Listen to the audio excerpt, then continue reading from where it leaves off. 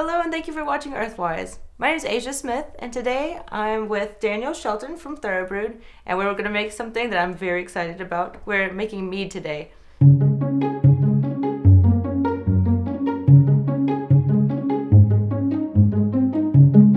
Danielle, how did you start Thoroughbrewed? Well, my husband and I were in the process of starting, actually. I started doing fermentation a while back. My husband got into brewing. I had lots of friends who did mead making and beer brewing and all that kind of stuff. So it was just kind of something that happened organically. What we're planning on doing here in Aiken is to have a craft brew, specialty coffee, homebrew kind of place. Wow. We can do everything at once. That's great. Yeah. So what do you guys typically make? Oh gosh, we brew beer about almost every weekend. And I'm always doing little things like this, so the mead or apple cider. I pressed pears this fall and made perry, which you can't hardly find here in the States. Yeah. And yeah, I'm always doing fun stuff like that. Very cool. So why exactly did you start doing this? Well, let's see. I was always one of those kids that had to figure things out from the ground up, you know. I learned how to sew, then I learned how to weave, then I learned how to spin and make my own dyes even. Wow. And I do the same thing in the kitchen. I'm always cooking and figuring things out and making everything from scratch as much as I can. And so, yeah, if I'm going to put something in my body, I want to know where it came from and what's in it. So, Absolutely. Very cool. yeah. So I'm very excited to make the mead. What is the typical first step of the process? First, you got to sanitize your equipment. If something, that you don't want to start growing in there grows, it can ruin your whole fermentation. Makes So sense. we'll keep everything clean and use special sanitizer and that kind of stuff.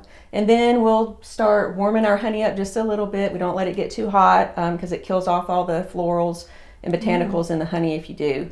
And then we'll put everything in the carboy and just let it start to work.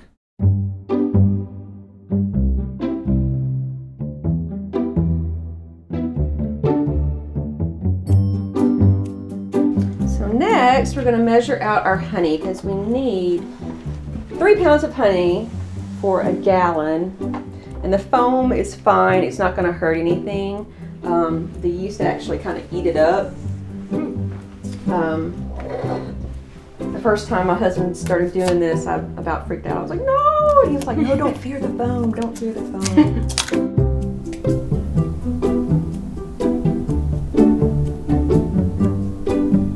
So, next we're going to take our honey.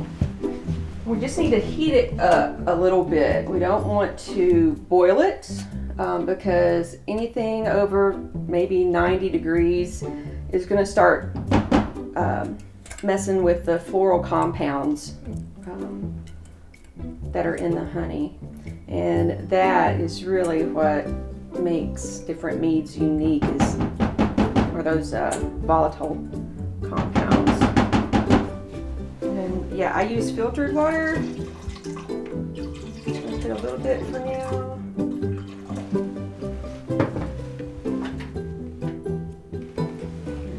Start to slowly heat it up.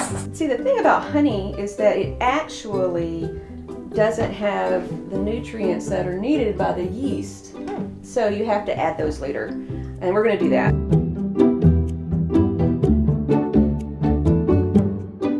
Okay, so we have a few things to add to this before it's going to actually be able to ferment. The first thing, we're going to take the tea out of a regular black tea bag and stir that in, and that helps the mead to clear. As you'll see once we get it in here, you can't, when it starts fermenting especially, the yeast gets active and you can't see through it. And so before you bottle it, you want all of that to settle out, and the tea helps that to happen. Oh, interesting. Then we need a half teaspoon of yeast nutrient. And I reuse jars and stuff all the time, so that's not what it comes in. So where do you typically get your ingredients and your equipment? Well, we've gotten a lot of it at Betmar Liquid Hobby Shop in Columbia. There's also Hop Yard Brewing in Lexington, and then Poplar Creek only opened up this past September, but they've got pretty much everything you need there too. Great. Yeah, and when we get Thoroughbrewed up and going, we will too. Let's see, so I need Yeah, wait, it's gonna be fun. Yes, it will. I'm very excited. I also need a quarter teaspoon of yeast energizer. And it's important when you're buying these, you probably want to buy them from the same company because apparently some of the different companies will use the terms exchangeably, but they're two different things. But these provide the nutrients that the yeast need to be able to do their job and to ferment the fabulous honey into lovely alcohol. Yeah. Let's see, we need some grape tannin, a quarter spoon of this. You said grape tannin? Yeah. Huh. So this provides some acid and gives it a little body. Otherwise, you would just have super sweet and need a little bit of something extra there. And then next, I like to use gypsum. Since I'm using filtered water, I like to use the gypsum. It simulates the water table from Europe. Yeah. So they have a big gypsum deposit that runs under like Germany, and I've heard Britain as well. So Cool, I didn't know that. yeah, the way your water tastes completely can change the way that your product is going to turn out. Alrighty, so we've got all that together and stirred in. If you boil it, it takes longer for you to be able to drink it. Alright, so we still have a long way to go, right? Mm-hmm. So then we're going to add more water. Okay. And this will probably be this might take us a little while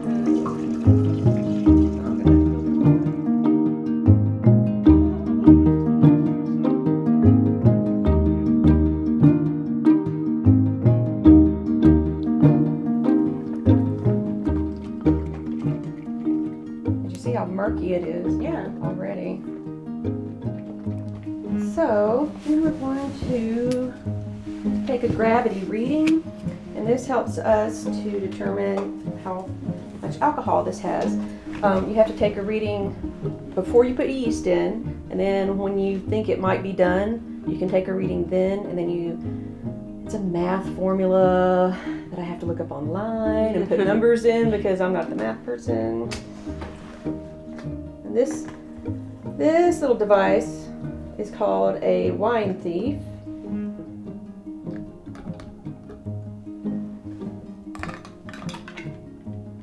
And you gotta read these little teeny tiny numbers and then write it down, and then in a few weeks you'll do another reading and then do your math and determine what your alcohol level is. Yeah, cool.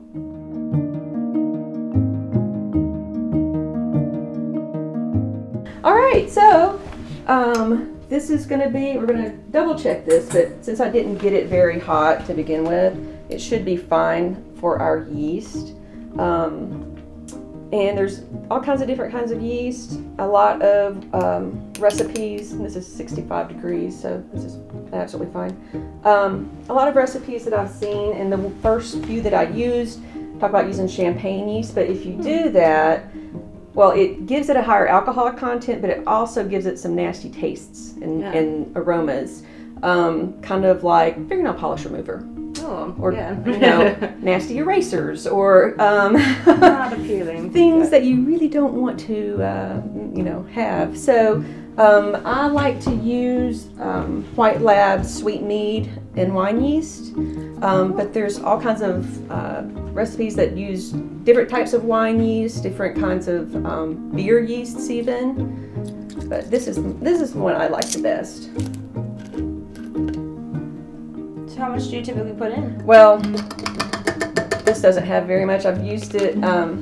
This is like the second batch I've made with this particular vial, so I usually put half of one in for a gallon, but this will do up to 5 gallons. Oh, wow. Yeah, so it's made for the big ones, but it'll work fine for this. All right, so then we're just going to stopper this thing up. like I was telling you earlier, you can put water or the sanitizer in. And all this does, make sure you do this before you put it in here. The first time I tried to make something, the bung went inside, and then we had to sit around with a coat hanger and fish it out, and it was a big pain, and luckily it tasted fine afterwards. But it could have gone the other way. But this is going to keep, as it ferments, it's going to release carbon dioxide, and it lets the carbon dioxide escape while it keeps the oxygen out, because the oxygen can ruin the fermentation and make it taste really awful. So there you go. You want to cover it up and keep it out of sunlight. Okay. So I take old t-shirts and make them into little cardboard covers. So Very cool. yep, there you go. Would you like to try some mead that's already been made? Ooh, absolutely. All right. Oh, it's so pretty. Wow. And it smells amazing. All right. Oh, cheers. Cheers.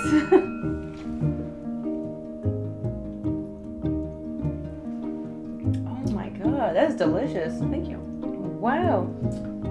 Oh yeah. Oh, that's really good. Oh God, Wow. that is really good. Yeah.